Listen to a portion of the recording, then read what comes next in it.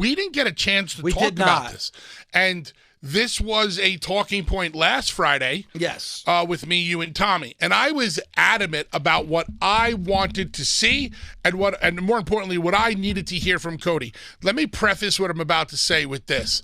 Just because you hear me say it on the air that this is what I want to hear from Cody doesn't mean that that is the be-all, end-it-all way of doing it. I'm saying, as a fan, as a professional, I wanted to see Cody come out there, and you knew what my idea was: go walk the arena, blah blah blah. F you, John Cena. Simple, effective energy, and that is a really great idea. But it's not the be-all and end-all of ideas. The only thing that mattered at the end of Friday night is, did Cody have the emotional investment of those people in Philadelphia, and did it resonate through TV sets, through social media, and people on Cody's side? The answer is yes. I didn't get to see it live in the moment, and then because I was on the road. When I got home on Sunday, I was able to watch it. Now, I spoke to you early Sunday morning, and we spoke briefly about the promo, and you're like, Bully, they didn't do it the way we talked about it, but I still liked it a lot. I'm like, Dave, did you like it because of the content or because you're a Cody mark? You're like, no, because of the content. I was like, great. So what did I do, Dave? How do you think I watched the Cody promo? With your eyes closed and your ears open. Correct, amundo. I listened to the promo. I did not watch my screen. I went into the other room, put the TV on really loud, and listened. Everything I heard from Cody in Philadelphia, more importantly, everything that I heard from the crowd, was effective, and it worked. And you know why? And if you're really honest with yourself, and everybody that didn't think it worked, do what Bully did and close your eyes and listen to that promo. And this is coming from an uber Cody fan, Bully. When Cody first walked out there was not a lot, but there was a little spattering of boos. By the time he was done and that promo was over, there was Cody chants. Like, that's what you want. It wasn't listen, you got the Cena suck chants. When he mentioned Rock got booed. But when that promo was over, he had Cody chants. That was the goal. You got to make it about Cody and not so much about Cena. And I thought what he did on Friday was perfect. He came out there. It's the first time you saw that black eye.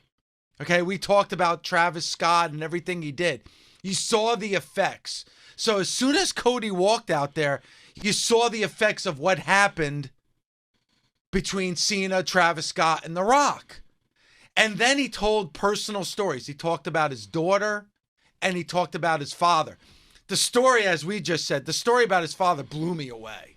Just blew me away. But what he did, and it was so masterful, he turned it around and talked about the best moment of his career happening right here in Philadelphia and winning that championship at WrestleMania 41. And then the crowd erupting when he mentioned that moment. He showed that he was vulnerable. He showed the physical damage and the emotional damage.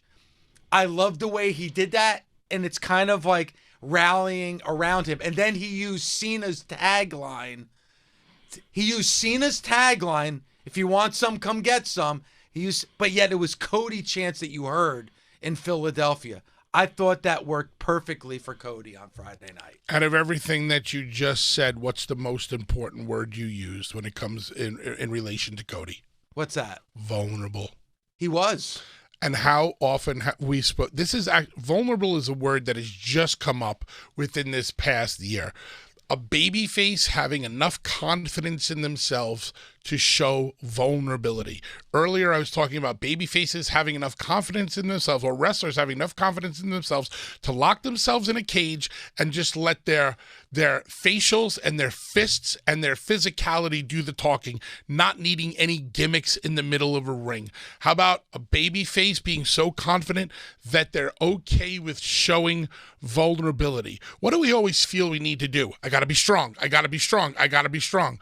No, sometimes it's okay to be vulnerable and let your guard down. And relatable, too, because he told the story about his daughter. Everybody that's a dad can relate to that story you mentioned about Liberty. And vulnerability is also relatable because the fans in that crowd know what it's like at one time in their life to go through a hardship, maybe more than one, and experience vulnerability. This is our hero, Cody Rhodes, that is just like us in many ways. And it's okay. Cody's not afraid to cry. And Cody's not afraid to be down on himself. And Cody's not afraid to second guess himself. And he's not afraid to do all of these things. Rocky Balboa was afraid. 'Cause I'm afraid. Rocky showed his vulnerability. Great babyface stuff. Everybody needs to keep moving. Everybody's working for the pop. Everybody's working for the noise. Be comfortable in silence. Be comfortable in your vulnerability. This is what takes talent to the next level. This is what I wish I could drill into wrestlers' heads who just don't get it. Anybody can do the moves. It's not everybody who can show vulnerability or show the struggle or show the side to you that fans can relate to, which makes them emotionally invest in you even more. Steve Austin, a normal, everyday beer-drinking dude who wore shorts and a t-shirt, who flipped off his boss. Everybody could relate to that. Everybody wants to drink beer. Everybody wants to flip off their boss. Everybody got it. That's why everybody was on board. Yeah, it makes complete sense. Now, last night was different. Last night was very different than what we heard on Friday. Excuse my language. Last night was the fuck you promo. That was the fuck you promo from Cody. That's where he called, Cena son of a bitch, who actually popped Violetta when I was watching with her last night. David! But what he said at the end, I'm the captain. I'm the quarterback. I'm the captain. This is my place. I run the show here, not you. Once again, last night, I do more listening to the crowd than I do the promo. Sometimes Cody will lose me in his promos. That's okay. That's just me. He's not losing the crowd. Sometimes, it's funny. I hear Cody talk and I start yelling and screaming at the TV set and I say, you're full of shit. You're a fucking heel and you know it. And it's just funny. I wish there were cameras on me when I'm having these moments. But it's not about what I think. It's about what I hear from the people. Dude, you walked into Philadelphia and you walked out of Philadelphia with the people on your side. You walked into New York City. You walked out of New York City with the people on your side.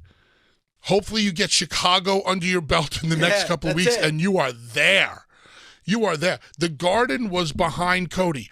What did I tweet? You got to remember, guys, I only tweet about stuff that truly inspires me and truly moves me. I am fueled by emotion, raw emotion when it comes to professional wrestling. So if I pick up that Twitter machine and I start putting something in and I hit send, it had to have resonated. And what resonated with me the most last night? The response of the fan base in New York City to the words that Cody spoke. Yeah. Listen, that's all you need. And again, a different side of Cody.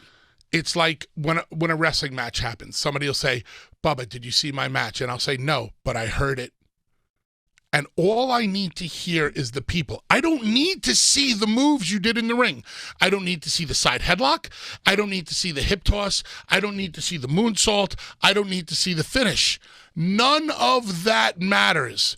What my ears hear matters, because my ears are responding to the movement in the ring.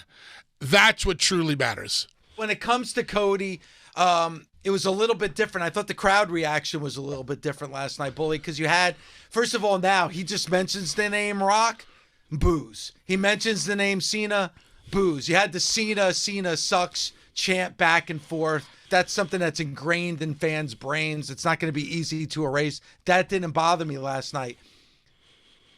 Cody's been able to do this now 2 shows in a row, and that's difficult to do, Bully, when we have not heard from Cena or Rock.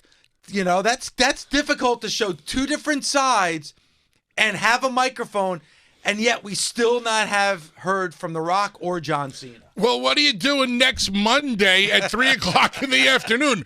We're going to Brussels, Belgium. Yeah, I mean, Cody and Cena will both be in that venue next week. I